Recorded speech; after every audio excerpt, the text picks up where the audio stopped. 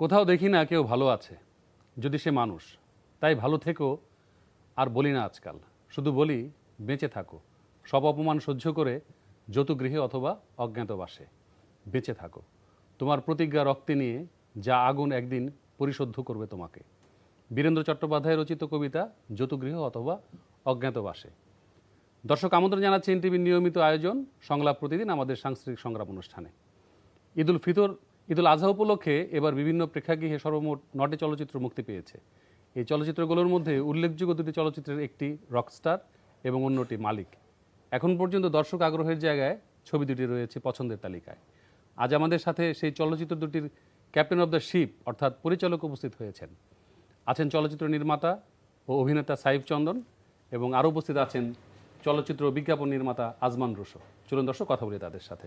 কেমন আছেন আপনারা? জি, আপনাদের ঈদের মুক্তিপ্রাপ্ত নতুন ছবির জন্য শুভেচ্ছা এবং শুভকামনা জানাচ্ছি। নতুন করে আমরা দেখলাম যে আবার এখনও এই দুটি ছবির, আমি যে দুটি ছবির কথা বলছিলাম রকস্টার এবং মালিকের, নতুন করে এক ধরনের আলোচনা শুরু হয়েছে এবং দর্শক আগ্রহ দেখাচ্ছে এবং মানুষ হলমুখে হচ্ছে। এটা আমাদের ছবির জন্য একটা ভালো কি বলবো যে পজিটিভ একটা জায়গা। তা আমি যদি সাইফ চন্দ্রকে দিয়ে আসতে চাই যে দীর্ঘ 7 বছর পর আপনার এই মালিক চলচ্চিত্রের মধ্য দিয়ে আরিফিন শুভ এবং বিদ্যা সিনহা মিম একসাথে জুটে বেঁধেছেন, তো এই ছবি নিয়ে দর্শক প্রতিক্রিয়া কেমন পাচ্ছেন? আচ্ছা, আরিফিন শুভ এবং বিদ্যা সিনহা মিম অলরেডি হচ্ছে যে দর্শকের জায়গা থেকে একটা পছন্দের জায়গায় আছে। জি, তো সেখান থেকে তাদেরকে একসাথে দেখার একটা ইচ্ছা ছিল বা অনেকেই হয়তো বা চাচ্ছিল।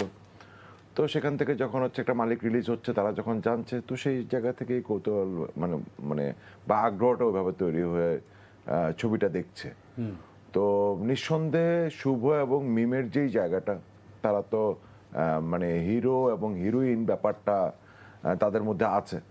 তো সেই হিসাবে তারা কাজ করেছে এবং সামনে আরো কাজ করবে। আচ্ছা, ভালো। আপনি একটা দীর্ঘদিন ধরে ছবি নির্মাণের সাথে যুক্ত। আপনার সেই সম্ভবত 2015 সালে আপনি প্রথম ছবি বানিয়েছেন, রাইট? তো সেই হিসাবে এই ছবিটা আপনার অন্য ছবিগুলোর চাইতে আলাদা বা নতুনত্ব কি আছে এই ছবিতে? আলাদা নতুনত্ব না, এটা সমসাময়িক একটা মানে ছবি আর কি। তো সেই জায়গাতে ছবিতে আসলে নতুনত্ব বা আলাদা, সবাই যেটা করছে সেটাই নতুনত্ব বা সেটাই আলাদা ধরনের ভাবেই ভাবে, সে তার জায়গা থেকে ভাবনাগুলো আসে। তো সেখানে হচ্ছে যে আমার কাছে মনে হচ্ছে যে শুভকে বা মিমকে যেই অনুযায়ী পাবলিক যেভাবে রিসিভ করেছে, যেভাবে দেখেছে এবং তাদেরকে প্রশংসা করেছে এবং তাদের ভূয়সী প্রশংসায় মানে সোশ্যাল নেটওয়ার্কে যেভাবে আমরা তাদের যেই কথাগুলো বা বিভিন্ন মানুষের অভিব্যক্তিগুলো শুনি, তো সেটাই তো আসলে মানে এটাই আলাদা এবং এইভাবেই আসলে চাওয়াটা পরিপূর্ণতা পায়। আচ্ছা, নিশ্চয়ই আমরা এই ছবি নিয়ে আরও কথা বলবো। তো আজমান রুশো, এটা আপনার প্রথম চলচ্চিত্র এবং আপনি দীর্ঘদিন নির্মাণের সঙ্গে, বিশেষ করে বিজ্ঞাপন নির্মাতা হিসেবে আপনি অধিক পরিচিত।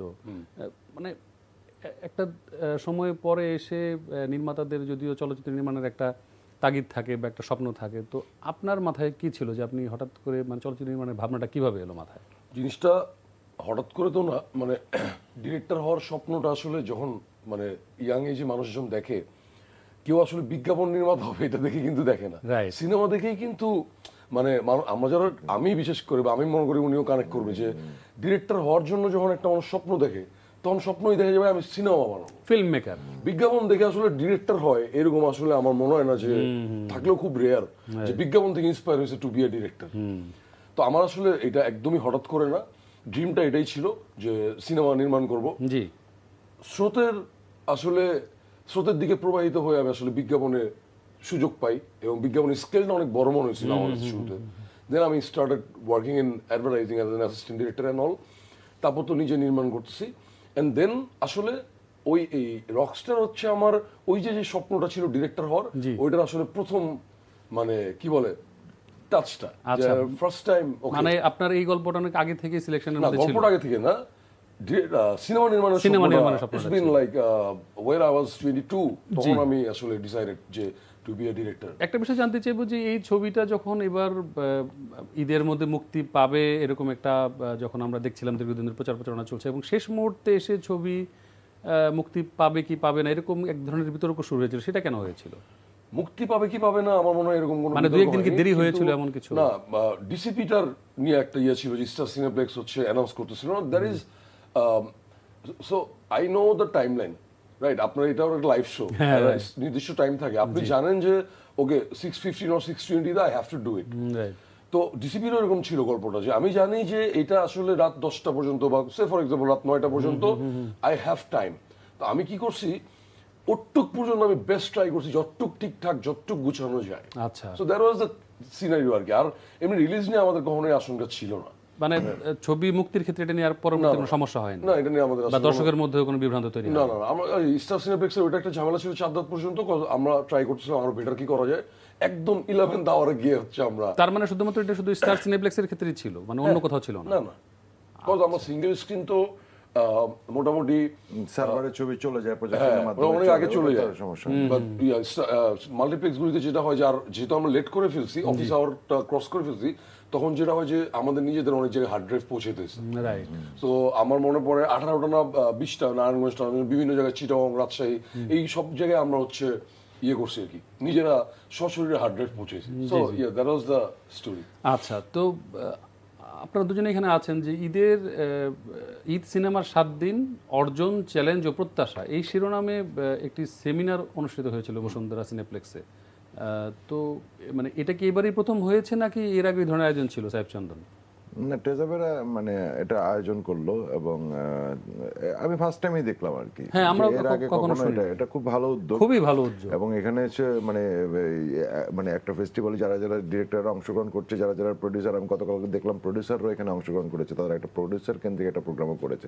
এখানে আসলে সমস্যাগুলো বা যেই চ্যালেঞ্জগুলো আসে, যে অর্জনগুলো আসে, তো অর্জন তো আসলে 7 দিন 10 দিনে 15 দিনে তো অর্জন বলা যায় না। জি জি জি। কিন্তু মানে চ্যালেঞ্জগুলো এখানে উঠে আসে এবং সবার সাথে সবার একটা সম্প্রীতির জায়গাটা আসলে ক্রিয়েট হয়। সো এটা করা ভালো। মানে কেমন ছিল এবার আয়োজন যদি বলি, যে মানে আপনার কাছে কি মনে হয়েছে? এবারের আয়োজন আসলে ধরা যায় না। হ্যাঁ, মানে কি ওদের আয়োজনটা, মানে আমি সেমিনারের কথা বলছি। ও সেমিনারের, হ্যাঁ। সেমিনার ভালো ছিল, সেমিনার ভালো মানে ছিল। মেইনলি যেটা হয়েছে যে আমাদের কানেকশন, পরিচয়টা হয়েছে, অনেক ডিরেক্টরের সাথে পরিচয় ছিল না, এর সাথে অনেক দিন আগে থেকে আমার পরিচয়, বাট আসলে আরো 10 জন ডিরেক্টরের সাথে। সেমিনারের মধ্যে মানে আপনি এক জায়গায় বলছেন যে বিশ্বের যে কোনো দেশে যে কোনো নির্মাতার জন্য চলচ্চিত্র নির্মাণ একটি চ্যালেঞ্জ।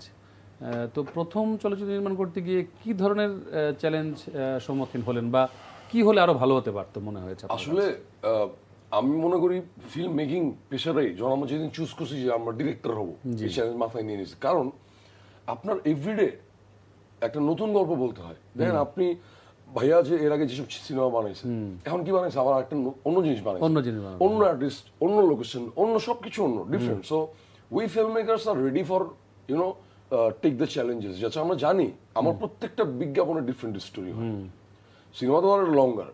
সো এবার চ্যালেঞ্জ আসলে সবচেয়ে বড় চ্যালেঞ্জ যেটা ছিল সময়, কজ আমরা যেহেতু ঈদের সিনেমা করতেছি, তো ওইটা একটা টাইম বাধা থাকলে না সিনেমায় আসলে এটা একটা আমার একটা লেসন আর কি। এবার এটা আমি এটা একটা শিক্ষা বলবো আমার, যে আসলে you need to have proper time for the cinema. কারণ আপনি ধরেন টাইম থাকলে আসলে অনেক কিছু করা যায়।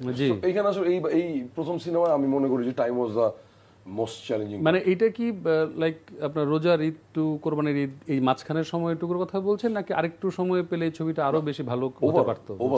আপনি যদি পোস্ট প্রোডাকশনে কথার কথা আপনার কাছে যদি 6 মাস টাইম দেয়, সে ফর এক্সাম্পল আপনি এডিট দেখে আপনার মনে হলো যে আমি আরো 3টা সিন শুট করবো, then you can do it. But যখন আপনার হাতে টাইম আছে 15 দিন, 15 দিন পর ঈদের সিনেমা আপনি কিভাবে শুট করবেন? জি জি জি জি। আপনার তখন কি করতে হবে, ভাই না ঠিক আছে রিলিজ করো। আচ্ছা, তো সেই ক্ষেত্রে কি আপনাকে এই রকস্টার নির্মাণ করতে যে কোনো ধরেন চাপ বা কম্প্রোমাইজ করতে হয়েছে গল্প বলার ক্ষেত্রে বা আপনার নির্মাণের ক্ষেত্রে? নির্মাণের ক্ষেত্রে কম্প্রোমাইজ করি নাই। শুটিংটা আমরা টু বি ভেরি অনেস্ট ও ঠিকঠাক মতোই করে ফেলছিলাম। বাট হ্যাঁ, আমি এটা অস্বীকার করবো না, পোস্ট প্রোডাকশনে আমি আসলেই হয়তো আরেকটু টাইম পেলে আরেকটু বেটার করতাম, চপসগুলি আরেকটু বেটার করতাম। কাটসেন আপনি বলছেন এক জায়গায় যে আপনি প্রায় বোধহয় 3 ঘন্টার উপরে এটার মানে হয়েছিল মূল ছবি, 3 ঘন্টা 10 মিনিট। 3-10 মিনিট। দেন আমি আসলে কেচি দিয়ে কাটি নাই, চেইনসো দিয়ে কাটছি। একটা সেন আরাম করে কাটা বা একটু দেখে দেখে ডিরেক্টর যেটা করে বা যেটা করা উচিত, ওইটা আসলে পসিবল হয়নি, কজ অনেক কিছু ধরে এখন রিলিজ করতে হবে, মানে প্রোডিউসার এতগুলো টাকা সবকিছু মিলে একটা বাড়তি একটা চাপ তো থাকে। অলসো সাকিব খান সিনেমা, এতগুলি হলের একটা ডিপেন্ডেন্সি থাকে। রাইট। তো সাহেব চন্দন, আপনি এক সাক্ষাৎকারে বলছেন যে আক্ষেপ করেই বলছেন যে যে চলচ্চিত্র মুক্তির সময় এফডিসির বিভিন্ন যে সমিতি পাশে থেকে উৎসাহ দিচ্ছে না বা আসছে না, তাহলে তাদের আসলে সারা বছর ধরে তাদের যে কাজ সেটা নিয়ে আপনি একটা প্রশ্ন করেছেন, সেটা আসলে কি হয়েছিল বা কোন আক্ষেপ থেকে বলেছিলেন এই কথাটা? 11টা-12টা ফোন আসছে হ্যাঁ। এবং সেটা হচ্ছে যে আমি কেন কথাটা বললাম, জি। হ্যাঁ, যেহেতু তারা প্রত্যেকে আমার কাছের মানুষ।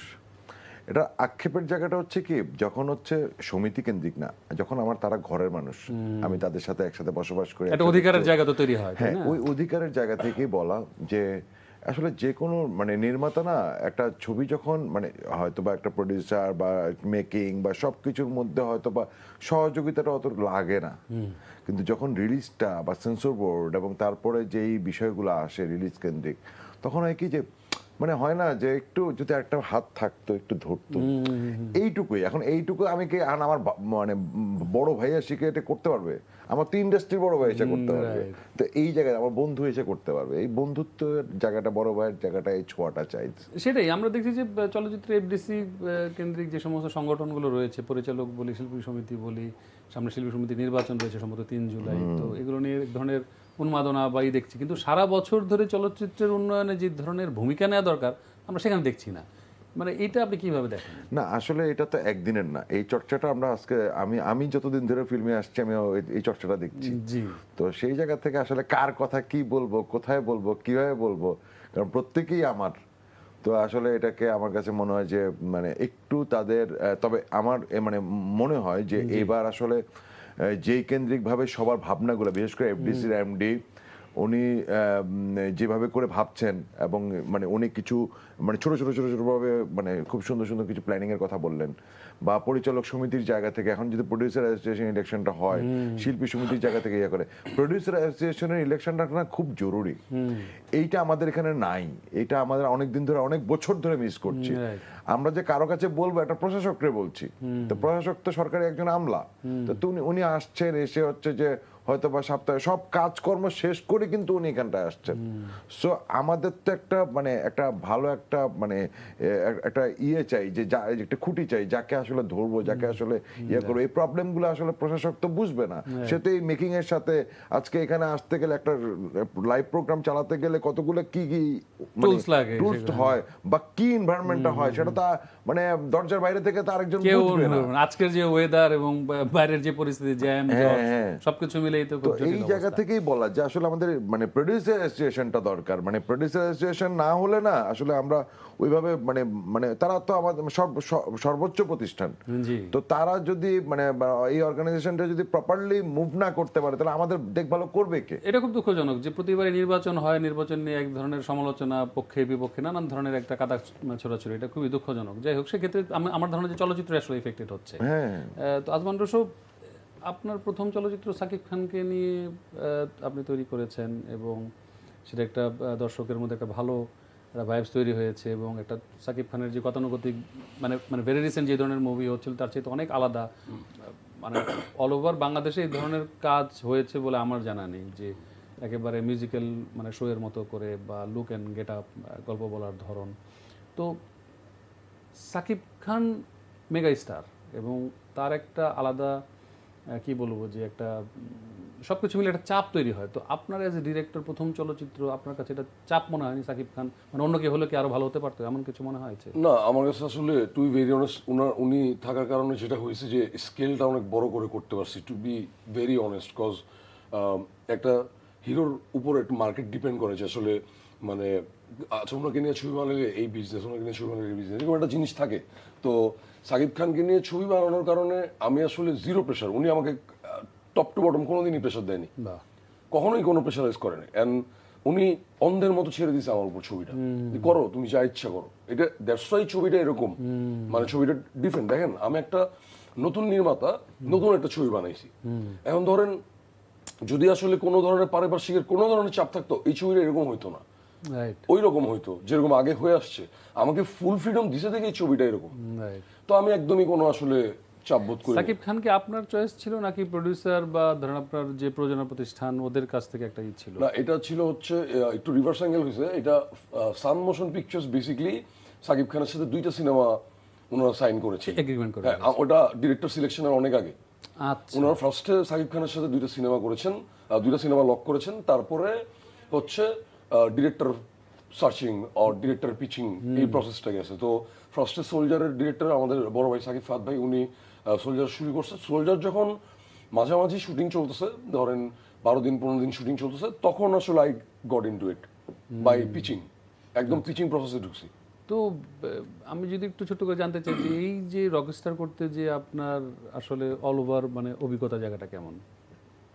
আমার জন্য আসলে ফার্স্ট অফ অল আমি আসলে যেহেতু বিজ্ঞাপনের মানুষ, আমি আসলে আপনারা খুব ধরে ধরে খুব বেছে বেছে কাজ করেন, অনেক কিছুর সাথে কম্প্রোমাইজ করেন না, অনেক টাইম নিয়ে খুব একেবারে নিখুঁত একটা জায়গা থেকে। হ্যাঁ, ওইটা তো একটা অবশ্যই আছে, ওইটার ছাপটা তো আমার ছবিতে বোঝা যায় যে মানে aesthetic sense, art direction and overall production ডিজাইনটা পাওয়া যায়। বাট রকস্টার যদি আমি বলি যে আমার জন্য আসলে কি, যেহেতু আমি এত বছরে কোনো লঙ্গার নেশন বানাই নাই, জি, এন্ড যেহেতু আমি কোনো চলচ্চিত্র নির্মাতাকে ওইভাবে অ্যাসিস্ট করার সুযোগ পাই নাই। জি, আমার সামনে বসে আছে, ওনার সাথে আমি কয়েকদিন কাজ করছিলাম, অনলি 15 ডেজ মনে হয় আমার ছোটবেলায়, আরো ইয়ার্স ব্যাক 7-8 ইয়ার্স ব্যাক, 15-20 দিন। বাট আমি কখনো কোনো পূর্ণাঙ্গ চলচ্চিত্র নির্মাতাকে অ্যাসিস্ট করি নাই।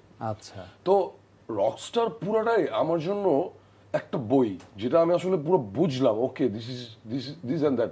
যে ভাইয়া বলতেছিল না যে আপনার হচ্ছে রিলিজের পরে আসলে একটা বাহু লাগে, বা রিলিজের পরে, আমি তো এই গেমটা আগে জানতাম না, এই প্র্যাকটিসটাই জানতাম না। But this is very true, একটা সিনেমা বানানোর হচ্ছে রিলিজের পরের খেলাটা এবং রিলিজটা আরো বেশি টাফ।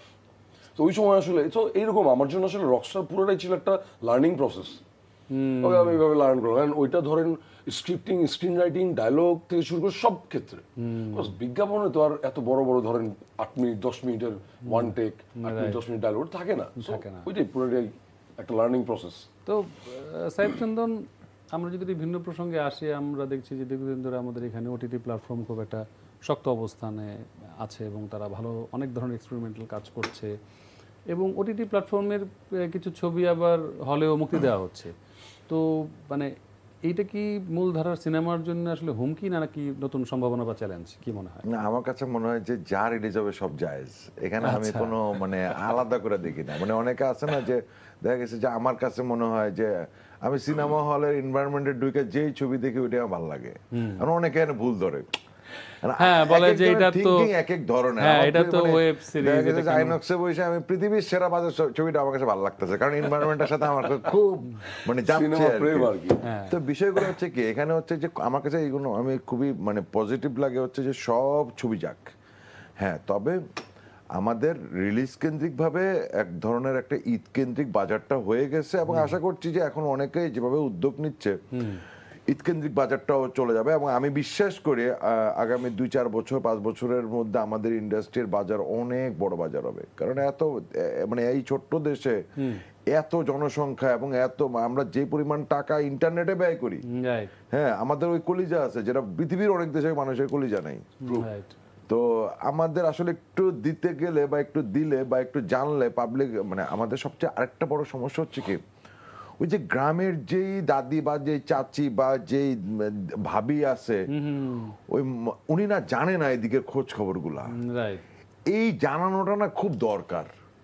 আমাদের ওদিকে হল নাই, এমন বাংলাদেশের মানে প্রায় হচ্ছে যে প্রায় মানে 40-50টা ডিস্ট্রিক্টে কোনো হলই নেই, যেগুলা আছে এগুলা মানে হয়তো বা একটু মানে লাফাঙ্গার বা বখাটে ছেলেরা যায়, এরকম একটা প্রচারণা ওখান থেকে আছে, যার কারণে ফ্যামিলি অডিয়েন্স যায় না, বা পরিবেশটা ভালো না, অথবা ওয়াশরুমটা মানে খুবই নোংরা।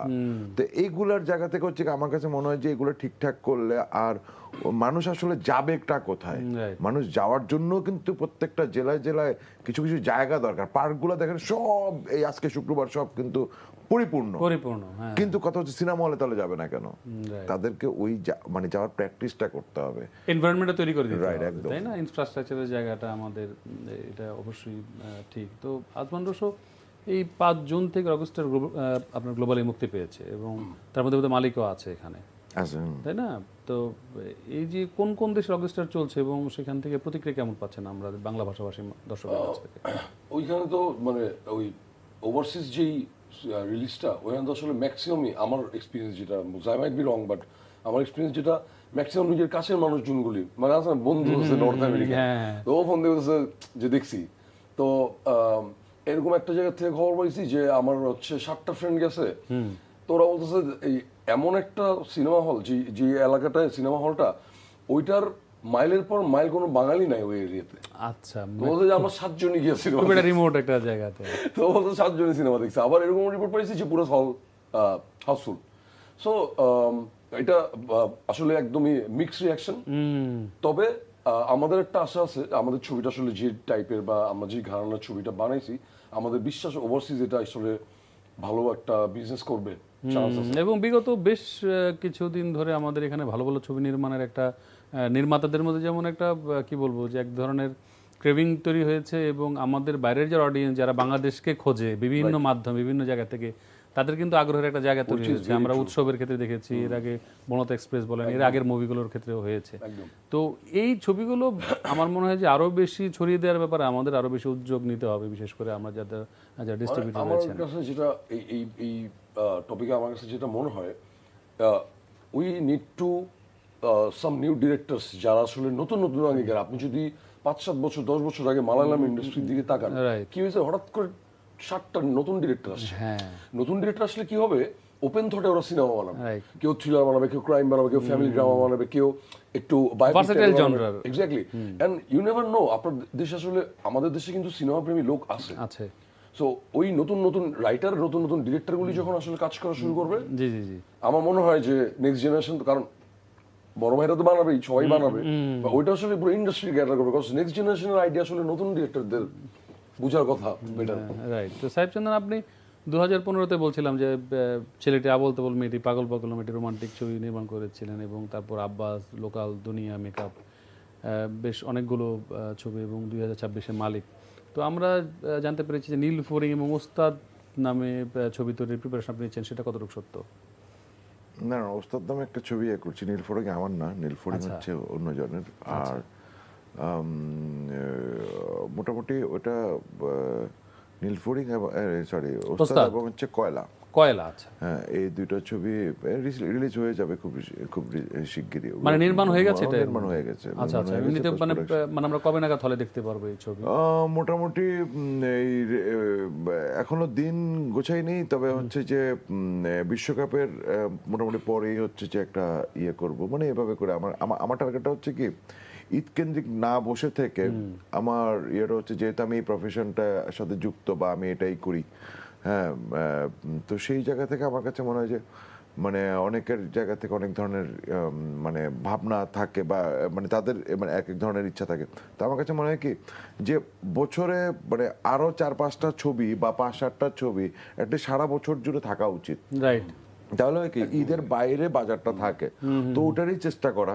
হ্যাঁ, এর মধ্যে হয়তো বা কিছু ধরা খাবে, কিছু বেঁচে যাবে, ওই বেঁচে যেটা যাবে তার মধ্য থেকে আরেকটা নতুন রাস্তা তৈরি হয়ে গেল আর কি। কারণ আমার মনে আছে, আমি যখন লোকাল রিলিজ করি তখন কেউ অ্যাকশন করে না। জি। মানে অ্যাকশন করে না বলতে, অ্যাকশন তো সারা জীবনে হয়ে আসছে, মানে অ্যাকশনের কেন্দ্রিক যে মানে সাকিব ভাইকে নিয়ে এই ধরনের বা ওই তাণ্ডব বা মানে তুফান বা এই জায়গাটা ছিল না। লোকালটা করলাম, এখন হয়তো বা আমি কতটুকু লাভ ক্ষতি যেটা সেটাই হোক না কেন, কিন্তু কথা হচ্ছে যে এরপরে তো 5টা ডিরেক্টর, হৃদয় ভাবছে, রাফি ভাবছে, ইয়া ভাবছে, হয়তো বা তারা অনেক ভালো ভাবছে, কিন্তু শুরুটা তো হয়ে গেল। সেটাই সেটাই। তো আজমান রসুল সাকিব খানকে নিয়ে কি নতুন ছবির পরিকল্পনা করছেন, এমন একটা সংবাদ আমরা পাচ্ছি? কোথায় পারে এইসব সংবাদ? এগুলো তো লাইক গণমাধ্যমে আসে বিভিন্ন না, জায়গায়। এখন একটু তো টাইম নিয়ে বানাবো ডেফিনেটলি একটা সিনেমা করার। আমার আসলে একটা সিনেমা, প্রথম সিনেমা করার আগে আই ওয়াজ থিঙ্কিং যে আমি আসলে এত সিনেমা বানাবো না, যে সারা জীবন দশে 4টা সিনেমা বেশি আমি বানাবো না, 4-5 বছর পর পর সিনেমা বানাবো।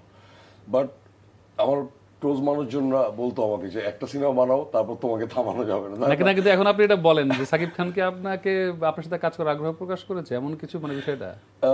এইটা আসলে এই মুহূর্তে না বলাটাই বেটার। আমরা আরেকটু হলে অফিসিয়াল অ্যানাউন্স করবো ইনশাআল্লাহ। তাহলে আপনার আগামীর পরিকল্পনা যদি জানতে চাই, যে আপনার মানে ছবি নিয়ে ভবিষ্যৎ পরিকল্পনাটা কেমন? অবশ্যই এখন একটা লেখালেখির প্রসেসে আছি। সো ওই যে যেটা বললাম, একটা লেসন ছিল টাইম। সো এইবার আসলে ওই জায়গায় কোনোভাবে কম্প্রোমাইজ করবো না। জি জি জি। So I am taking my time, একটু লেখালেখি ট্রাই করতেছি, একটু রিসার্চ করতেছি, স্টাডি করতেছি। তো ওই প্রসেসের মধ্যে দিয়ে যাচ্ছি। আর এখন একদম ইমিডিয়েট যদি বলি, এখন একদম ফোকাস করতেছি বিজ্ঞাপনে, বাংলা লিঙ্কের একটা বিজ্ঞাপন নেওয়া একটু এই মাসটা যাবে আমার বাংলা লিঙ্ক নিয়ে, সো এই আর কি। বাট হ্যাঁ, I do something in film. Okay, আমরাও চাই যে আপনারা অবশ্যই মানে ফিল্ম মেকিংয়ে থাকেন। তো সাহেব চন্দন, আমাদের মানে চলচ্চিত্রের সার্বিক দিক থেকে যদি চিন্তা করি আসলে চলচ্চিত্রের ফিউচারটা কেমন মনে হচ্ছে আপনার কাছে সামনের দিনগুলো? না, আমি তো খুব আশাবাদী এবং খুবই ভালো। খালি যে আমাদের সরকার যদি একটু ধাক্কা দেয় না, বাকিটা সবাই, কারণ আমরা সব ব্যক্তি মানে চেষ্টায় আসলে এত কিছু ঘটছে। তো এখানে সরকারি যদি একটা সহযোগিতা থাকে, একটু ধাক্কা থাকে, হ্যাঁ, তাহলে হচ্ছে যে ভালোভাবে মানে সরকার তো সহযোগিতা করছে, মানে আসলে কোন সহযোগিতার কথা বলছেন? যে সরকার তো অনুদান দিচ্ছে ছবিগুলোর ক্ষেত্রে? না, না, না, অনুদান কোনো মানে সহযোগিতা হল না। তৈরির কথা বলছেন আপনি? হ্যাঁ, মানে সামগ্রিকভাবে আমাদের একটা ফিল্ম সিটি থাকবে, আমাদের একটা মানে আমাদের এখানে যেই কালার, সাউন্ড বা ইচ এন্ড এভরিথিং, পোস্টের কাজগুলো যেটা আছে সেটাতে ভালো ভালো টেকনিশিয়ান তৈরি করবে। যে দেখা গেছে যে আমরা দেখতাম যে কলকাতা ইন্ডাস্ট্রি সাউথ থেকে নিয়ে এসে তারা নিজেরা শিখছে, তারা করছে সাপোজ। তো এরকম ভাবে আমরাও হচ্ছে যে একটু বাইরে থেকে বা অস্ট্রেলিয়া, কানাডা, বিভিন্ন জায়গা থেকে আমরা এনে রেডি করতে পারি। আমাদের তো ছোট ইনস্টিটিউশনও হইতে পারে, মানে ফিল্মে পড়াশোনা একদম এগুলো বাড়ছে, কিন্তু আমাদের প্রাইভেট সেক্টরে কিন্তু ওই যে আমাদের বিশ্ববিদ্যালয়গুলোতে আগে এগুলো ছিল না। কাজের সুযোগ তো দিতে হবে, কাজের সুযোগ আমাদের, মানে আমি এখন আমার কাছে যদি ওই এলিমেন্ট না থাকে, আমি যদি আজকে যদি 35 না থাকতো, সে যে দুইটা লেন্স কিনবে, সেই লেন্সের জায়গা থেকে তো মানে ওই ভাবনাটা তো তখন আসবে। কিন্তু যখন হচ্ছে যে 35 নেই, আমি FX7 দিয়ে ধরাই দিল, তখন আসলে লেন্সটা সে কি করবে? আমরা একদমই আর সময় দিতে পারছি না, অত্যন্ত দুঃখিত। নিশ্চয়ই আবার এই মানে ছবি নিয়ে আরো মানে কথা হবে আপনাদের সঙ্গে। আপনারা এত কষ্ট করে আজকে বেশি দিনে এসেছেন, আপনাদের জন্য অসংখ্য ধন্যবাদ এবং কৃতজ্ঞতা জানাচ্ছি। Thank you, thanks for calling us. জি, ভালো থাকবেন আপনারা, এবং মালিক এবং রকস্টারের জন্য অবশ্যই আবারও শুভকামনা থাকলো। নিশ্চয়ই দর্শক হলে ছবিটি দেখবেন। দর্শক, আপনারা দেখছিলেন সংলাপ প্রতিদিন, আমাদের সাংস্কৃতিক সংগ্রাম অনুষ্ঠানটি। এতক্ষণ সাথে থাকার জন্য ধন্যবাদ জানাচ্ছি। আমাদের পরবর্তী অনুষ্ঠান দেখার আমন্ত্রণ জানিয়ে আজকের মধ্যে এখানে বিদায় নিচ্ছি। ভালো থাকবেন সবাই।